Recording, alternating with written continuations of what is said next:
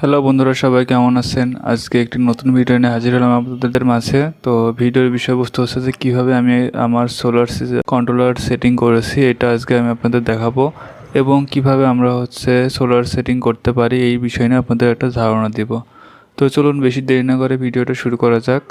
আমার কন্ট্রোলার, এটা আপনারা দেখতে পাচ্ছেন যে এটা আমার কন্ট্রোলার এবং এখান থেকে আমরা আপনাদের সেটিংগুলো দেখাবো।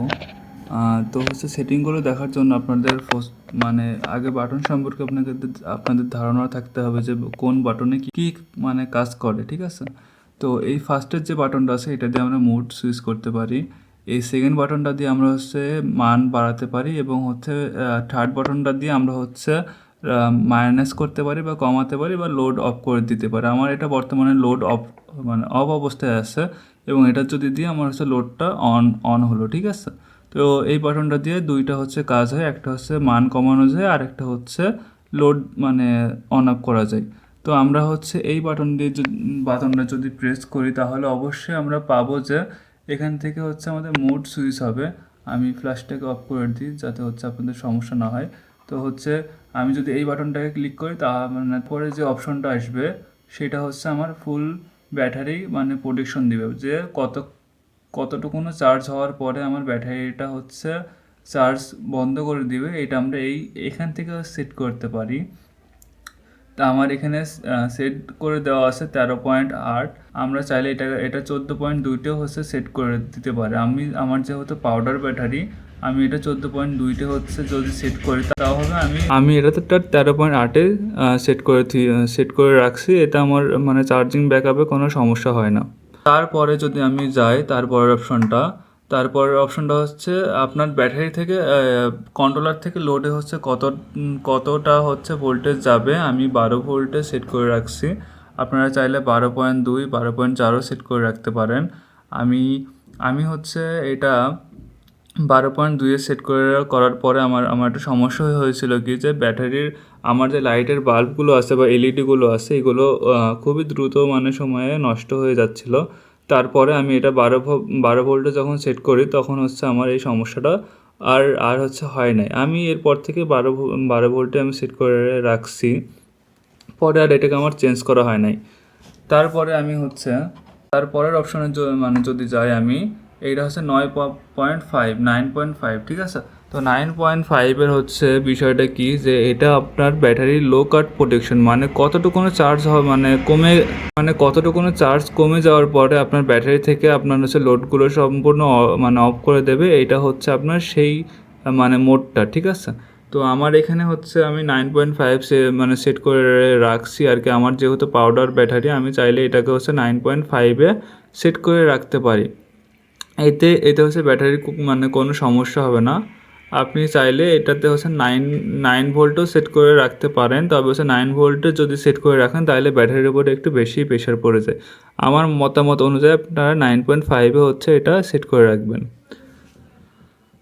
তারপরের মোডে যদি আমরা যাই তখন আমরা দেখতে পাবো কি,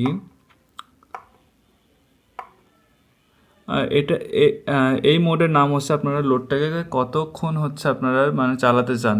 এখানে আমি 24 আওয়ার্স চালাতে চাই, এই জন্য আমরা 24 আওয়ার্সে আমি এটা সেট করে রাখছি। যদি আপনারা 12 ঘন্টা চালাতে চান তাহলে আপনারা 12 ঘন্টা দিয়ে রাখবেন, ঠিক আছে?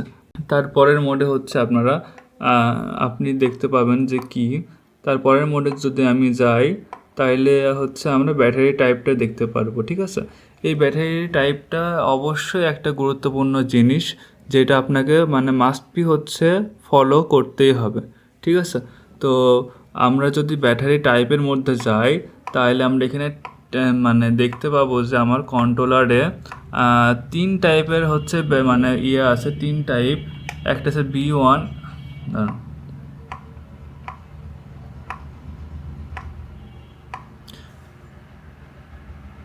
এখানে আমরা 3 টাইপের ব্যাটারি দেখতে পাবো, ঠিক আছে?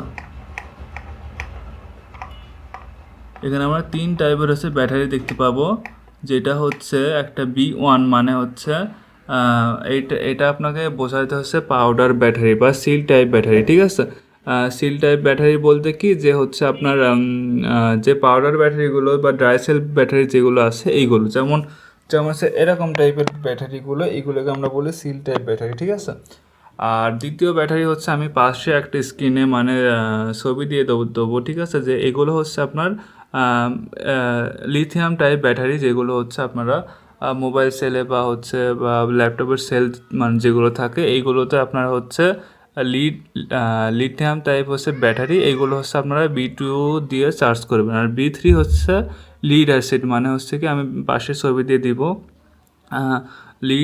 লিড অ্যাসিড ব্যাটারিগুলো হচ্ছে কি যে আপনারা হচ্ছে যে অ্যাসিড ব্যাটারিগুলো মানে যেগুলোকে বলেন এইগুলোকে বোঝায়, ঠিক আছে।